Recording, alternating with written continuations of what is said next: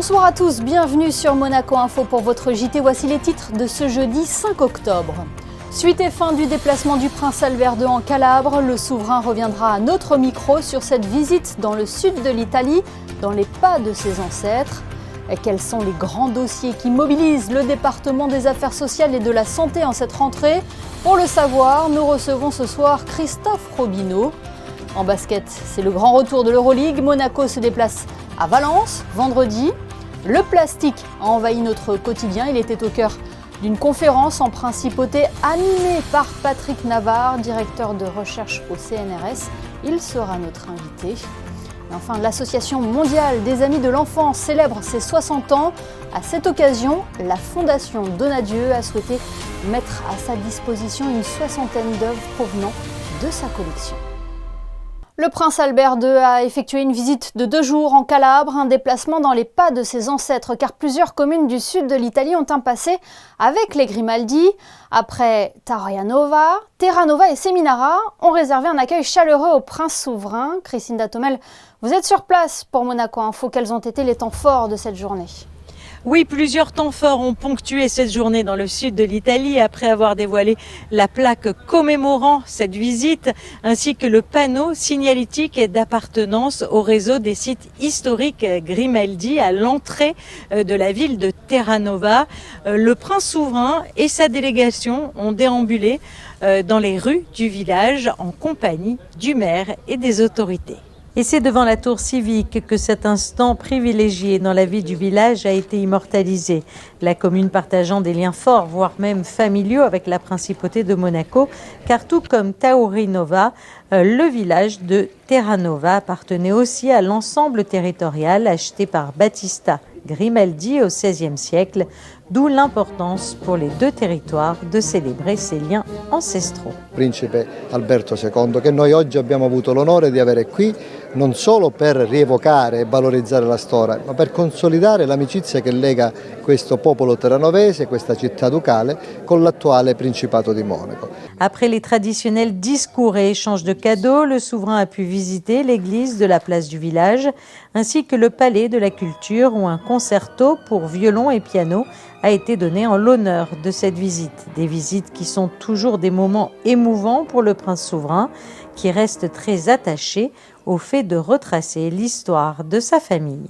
Ici en Calabre, il restait 3 communes à visiter et à accueillir dans l'association, puisqu'ici à Terranova en particulier, le maire a été un des premiers à adhérer à l'association des sites historiques et je le remercie infiniment. Mais c'est aussi l'occasion d'envisager, grâce à ce socle historique, d'envisager des collaborations futures dans différents domaines. Et puis bien sûr que ces communes seront invitées, comme j'ai pu le dire, aux rencontres des sites historiques sur la place du Palais dans les prochaines années. Et donc ce sera une grande joie de les accueillir et ils pourront présenter à la population de la principauté et à nos visiteurs toute leur culture, toute leur économie, leur gastronomie, leur spécialité. Donc c'est ça qui est important, c'est de créer cette communauté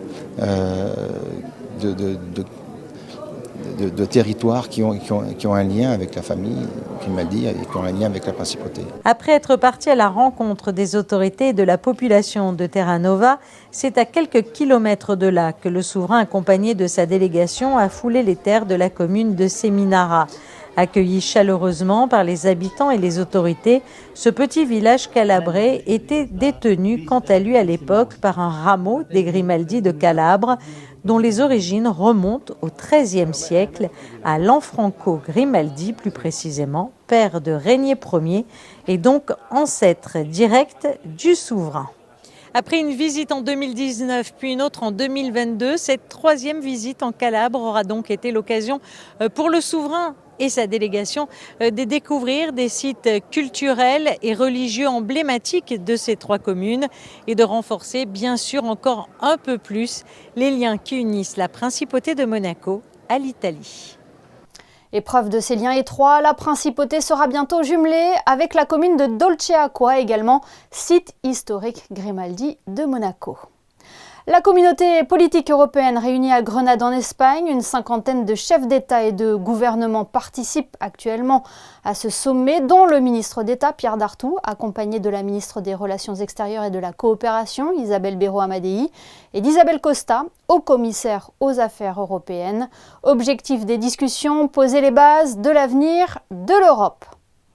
Retour en Principauté où le département des affaires sociales et de la santé a tenu une conférence de presse ce jeudi matin, à l'occasion d'aborder les grands dossiers de la rentrée qui vont mobiliser le gouvernement princier. Bonsoir Christophe Robineau.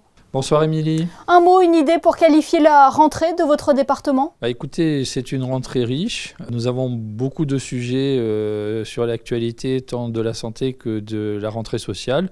Donc nous sommes bien occupés et nous sommes à pied d'œuvre pour avancer sur de nombreux sujets.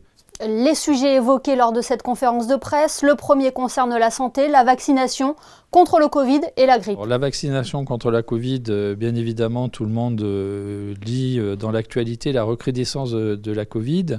Heureusement, un variant Eris, qui est un variant qui entraîne peu de cas graves, mais de nombreux cas.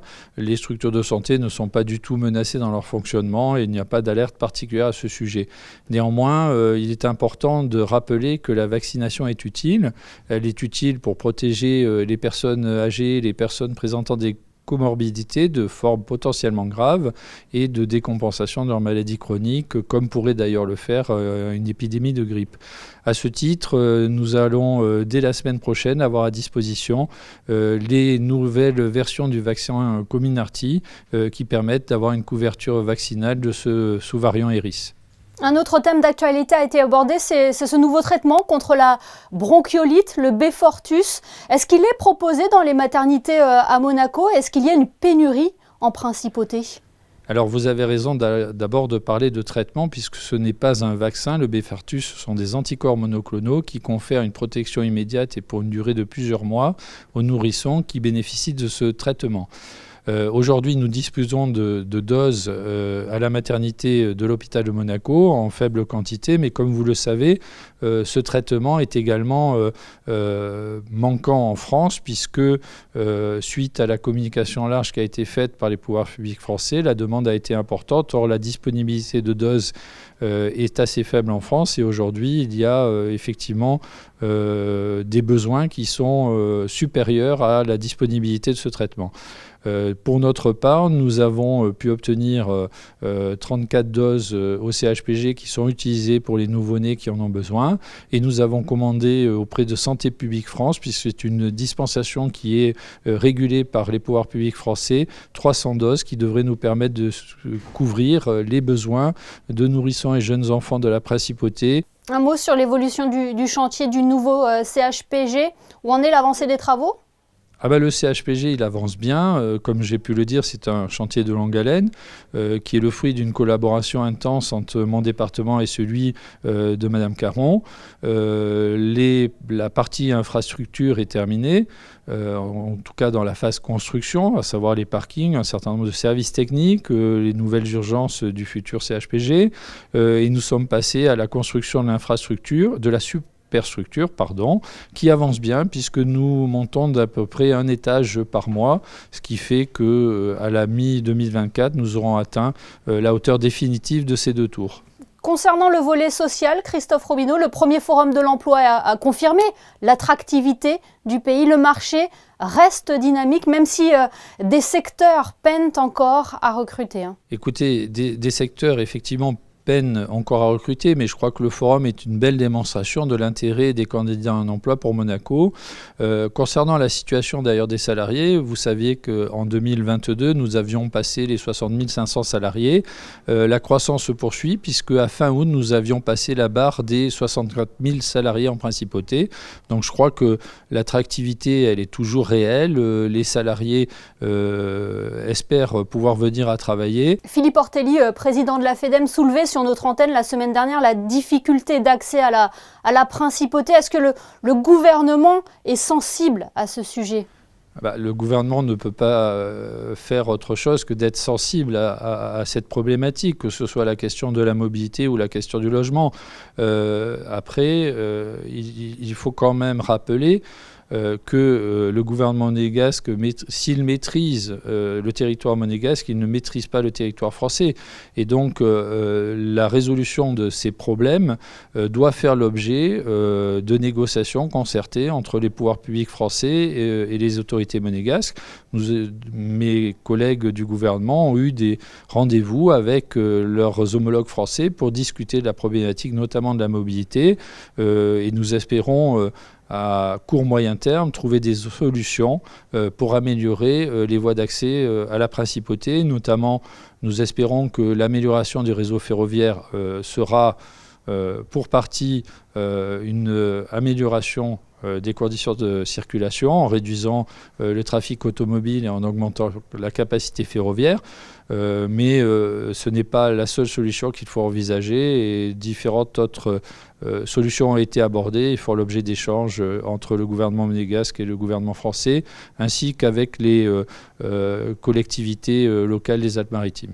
Christophe Robineau, quelles sont vos relations avec les partenaires sociaux? On a pu voir un mouvement il y a quelques jours en principauté. Quelles sont les principales inquiétudes et revendications des syndicats? Les revendications, depuis que je suis en fonction et même avant, sont sensiblement toujours les mêmes. On évoque l'emploi, on évoque les conditions salariales, on évoque la couverture de l'assurance maladie, on évoque les conditions de retraite.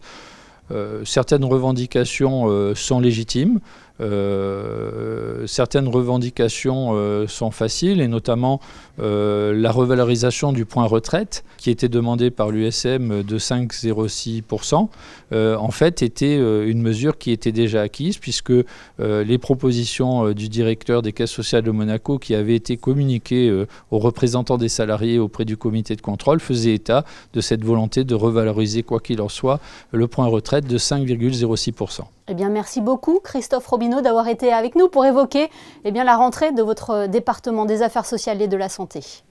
Merci beaucoup Émilie. La Caisse monégasque de retraite complémentaire fait également partie des dossiers prioritaires du département des affaires sociales et de la santé. Elle sera officiellement créée le 1er janvier 2024. L'Assemblée générale de l'Association monégasque de retraite par répartition s'est réunie aujourd'hui au musée océanographique en présence de représentants du gouvernement princier et du Conseil national.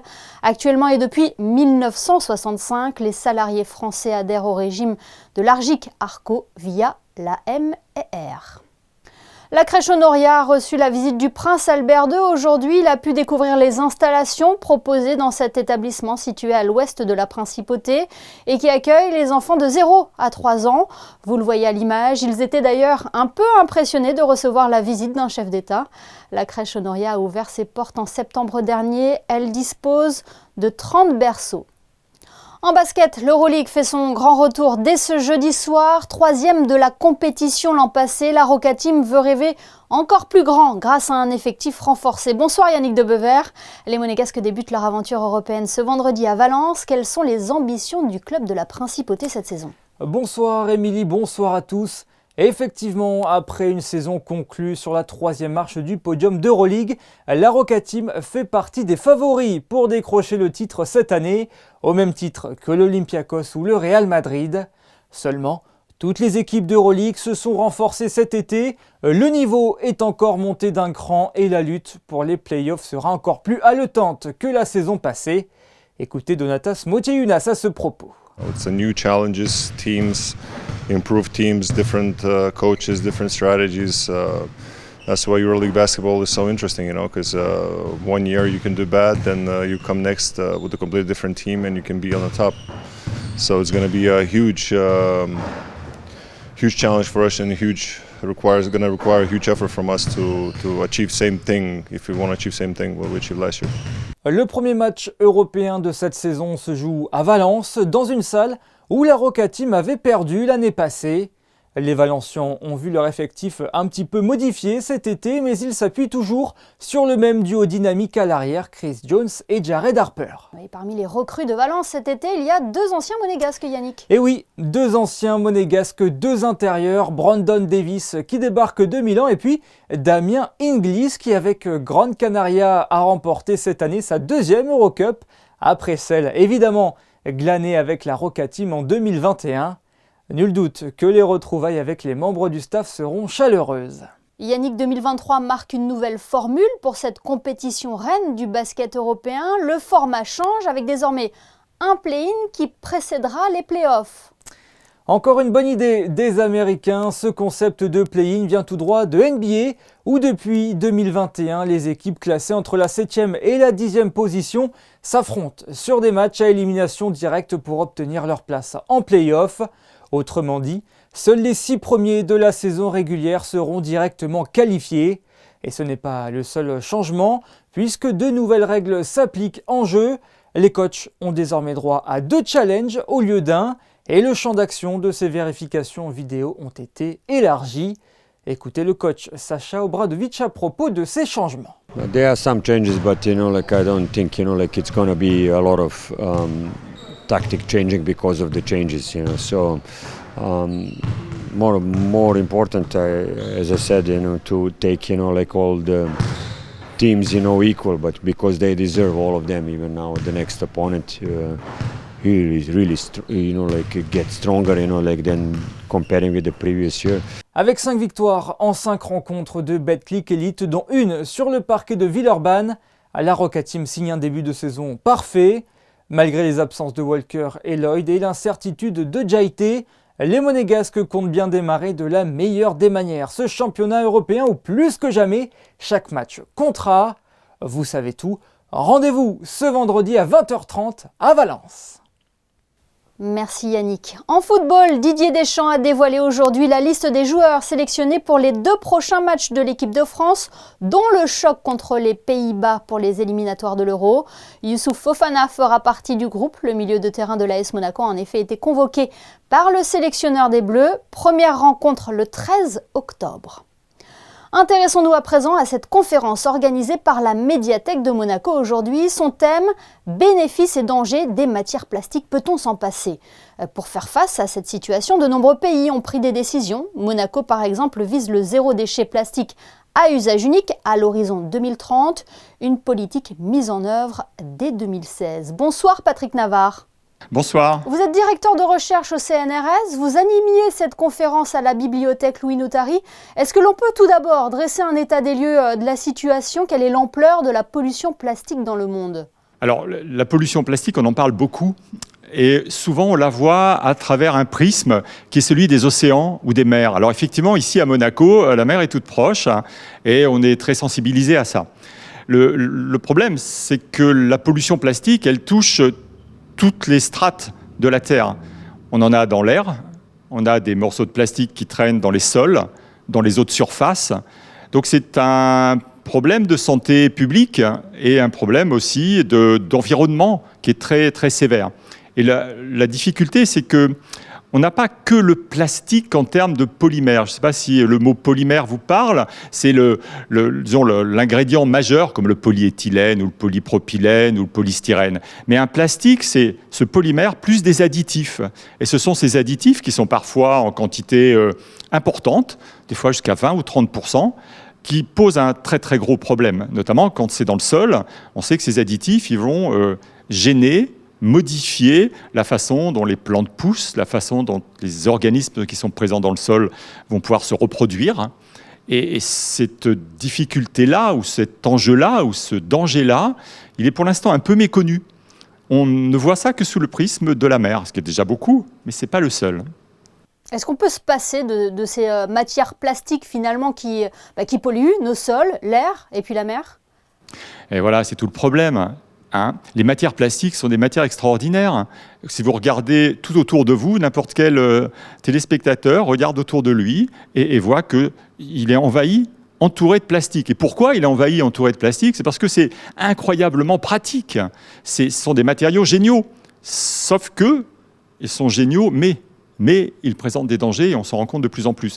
Maintenant, imaginez, il y a des magasins, je ne citerai pas les noms, qui disent « zéro plastique, c'est fantastique ». Rentrez dans ces magasins et vous vous dites « j'enlève tous les plastiques ». Il reste quoi ? Parce que quand je vous ai dit, un plastique, c'est un polymère avec des additifs, mais ça comprend les pneus de votre voiture. Donc nous sommes, nous, à chaque fois que nous roulons en voiture, des pollueurs de l'océan ou de la mer. Voilà, tout simplement, une fois que vous avez changé, vous changez vos pneumatiques périodiquement et vous les changez parce que la couche d'usure, elle n'est plus là. Elle est partie où? Elle est partie dans l'eau de mer. Et c'est 20 ou 30% de la pollution des mers. Simplement, ça. Simplement, laver ses vêtements. On lave ses vêtements, il y a des petites fibres qui s'en vont, ce sont des fibres de matière plastique, la plupart du temps, sauf si vous avez des vêtements en coton. Et ça passe où? Les filtres des machines à laver sont incapables de les retenir. Ça file dans les eaux, et aucun filtre ne les retienne. C'est 10-20% de la pollution. Alors évidemment, il y a la pollution qu'on voit, hein, tous ces sagouins qui balancent des sacs plastiques ou des morceaux de plastique. Ça, c'est anormal. C'est scandaleux, mais c'est qu'une petite partie. Le reste, c'est nous qui polluons, vous et moi. Cette conférence intitulée « Bénéfices et dangers des matières plastiques », on vient d'évoquer les dangers, mais quels sont les bénéfices?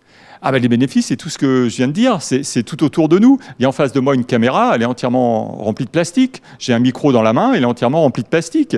Mon vêtement est en plastique, mes chaussures sont en plastique, ma voiture a beaucoup de plastique dedans. Voilà, le téléphone portable qu'utilise tout le monde a des coques en plastique. Il y a du plastique partout. Et c'est pourquoi il y en a partout, parce que c'est un matériau pas cher, facile à manipuler, facile à faire. On fait n'importe quelle forme, n'importe quelle couleur, n'importe quelle texture à un coût qui est ridicule. Mais est-ce qu'il y a des moyens qui permettent de diminuer l'impact du plastique sur l'environnement? Oui. Lesquels? Changer un peu la façon dont on se comporte, déjà. Essayer de limiter la consommation, mais aussi qu'il y ait un effort de fait pour que les plastiques qui soient utilisés soient moins polluants et moins dangereux. Vous savez, il y a à peu près 10 000 additifs que l'on peut mettre pour fabriquer une matière plastique. Ces additifs, ils permettent d'ajuster le plastique à l'usage qu'on a besoin. Si vous faites un pare-choc de voiture, ça va être un certain type de plastique et d'additifs. Il faut que le pare-choc il résiste à 30 km/h, un choc, et qu'il soit aussi efficace l'hiver en Sibérie que l'été en plein milieu du désert. Ça nécessite d'avoir un plastique qui tienne ce genre de choses. Maintenant, si vous avez votre écran de télévision, votre écran de smartphone, il y a un film plastique, il a évidemment d'autres qualités, il a besoin de d'autres qualités. Il a besoin d'être transparent, d'avoir des qualités particulières pour servir d'écran.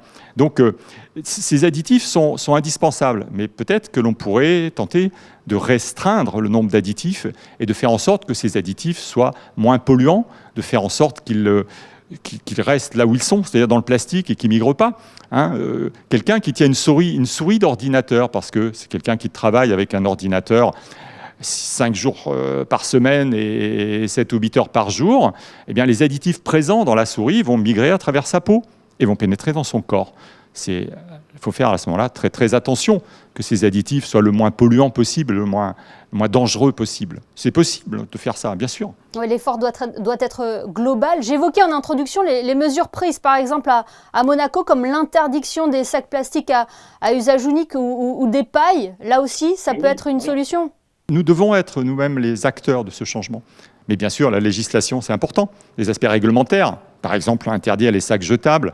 Il suffit d'aller faire ses courses avec un sac en plastique, mais qu'on ne jette pas, on le réutilise la semaine d'après ou le lendemain. Et les pailles, c'est la même chose. On a tous vu des photos abominables de tortues avec des pailles dans le nez. Enfin bon, ça ne va pas, ça. C'est sûr. Eh bien, merci beaucoup, Patrick Navarre, d'avoir été notre témoin sur Monaco Info pour évoquer la pollution plastique aussi bien dans l'air, sur le sol ou en mer. Merci beaucoup. Merci beaucoup de m'avoir écouté. Merci. Partons à présent à la découverte des métiers du casino de Monte-Carlo. Les opportunités sont variées et pour tous les niveaux d'études. La Société des Bains de Mer a organisé dernièrement une demi-journée pour mieux connaître les professions qui font tourner ce lieu emblématique. Le reportage de Fabien Bonilla et Alban Gingembre. Ce rendez-vous était réservé aux jeunes monégasques âgés de 18 à 25 ans sur inscription préalable. L'objectif, découvrir le lieu emblématique qui est le casino de Monte-Carlo et les différentes opportunités de carrière dans l'univers des jeux à Monaco. L'ouverture de cette journée de découverte a été effectuée par le président délégué du groupe. Nous souhaitons qu'on perpétue cette tradition, que les Monégasques sont très nombreux dans les casinos et nous voulons que ça dure. Et contrairement à ce que beaucoup pensent, nous sommes ouverts à toutes les formations. C'est-à-dire que bien sûr, ceux qui n'ont pas de diplôme peuvent postuler pour les écoles de jeu, mais nous sommes aussi attractifs pour les bacheliers, pour les diplômés de l'enseignement supérieur également, car il y a énormément de postes de managers. Nous avons une direction financière au casino et tous sont issus des écoles de jeu, commencent à travailler sur les tables, mais après il y a une direction marketing, il y a une direction des ressources humaines, il y a un secrétariat général, il y a une direction financière, et tous ces postes d'encadrement sont justement accessibles à ceux qui sont les plus motivés, les plus compétents. Donc nous accueillons aussi avec bonheur et plaisir les diplômés de l'enseignement supérieur. Le Casino de Monte-Carlo, le Café de Paris ou encore par exemple l'Opéra Garnier, l'ensemble des lieux emblématiques de la place du Casino ont été visités et présentés à ces jeunes monégasques. Alors je suis là parce qu'en tant que monégasque, en fait, on n'a pas le droit en temps normal de rentrer dans le casino. Et donc c'est une occasion un peu particulière justement de pouvoir y visiter, de découvrir un peu les métiers et même de jouer à l'occasion de cet événement justement. Je suis venu pour découvrir à la fois tous les métiers disponibles dans le casino et approfondir mes connaissances sur le métier de croupier qui m'intéresse fortement. Cet après-midi a été l'occasion pour ces jeunes monégasques de rencontrer chaque responsable de département. La Société des Bains de Mer, c'est en tout 1200 employés pour la partie casino et 5000 l'été pour l'ensemble du groupe SBM. Restons au Casino de Monte-Carlo, une exposition un peu particulière est présentée actuellement dans l'Atrium. Elle s'intitule Culture et dévoile des sculptures antiques miniatures du monde entier. Un véritable plaidoyer en faveur de la diversité culturelle. Le reportage de Vanessa Dessy sur des images d'Alban Gingembre. Provenant des 5 continents, couvrant 8000 ans d'histoire, de fonctions, de formes et de matières diverses, 60 sculptures antiques miniatures de culture du monde sont présentées par la Fondation Donadieu en l'honneur des 60 années consacrées à la protection de l'enfance par la MAD. La Fondation Donadieu a été créée il y a peu de temps en lien direct avec la MAD. L'intérêt de la Fondation Donadieu, c'est apporter de la culture de haut niveau via des événements culturels novateurs. Cette exposition est en fait le fruit d'une collecte depuis de nombreuses années d'objets à travers le monde.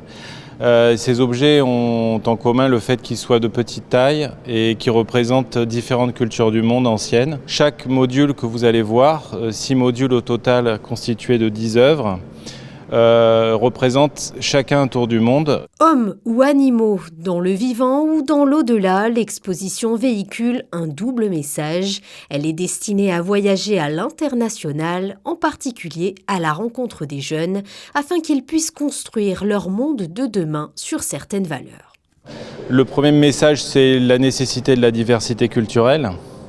On ne peut pas faire de grandes choses, on ne peut pas constituer cette œuvre-là notamment sans diversité culturelle. Et d'autre part, l'importance du petit, l'importance du fragile dans une société qui s'attache de plus en plus au monumental. C'est aussi un message de nos jours à la tendance communautariste que l'on a, cloisonnement des cultures, cloisonnement des religions, cloisonnement tout court, qui permet, j'espère, de décloisonner tout ça et de montrer aux gens qu'il y a autre chose sur Terre que notre propre culture et notre propre vision des choses. L'exposition Culture est à découvrir jusqu'au mardi 17 octobre à l'Atrium du Casino de Monte-Carlo. Place à présent à vos prévisions météo avec vous, Vanessa Dessy. Bonsoir. Bonsoir Émilie, bonsoir à tous. Le temps restera très agréable durant la journée malgré quelques nuages insignifiants. Les températures oscilleront de 18 à 23 degrés. Le soleil se lèvera à 7h32 et se couchera à 19h05 et nous fêterons les Bruno. Ce journal est à présent terminé, mais l'information continue sur nos réseaux sociaux et notre site internet. On se quitte en images avec la visite de l'un des lieux les plus emblématiques de la principauté, le Casino de Monte-Carlo, un écrin qui a reçu près de 140 000 visiteurs l'été dernier. Demain, retrouvez Christophe Paco pour votre JT. Excellente soirée à tous sur Monaco Info.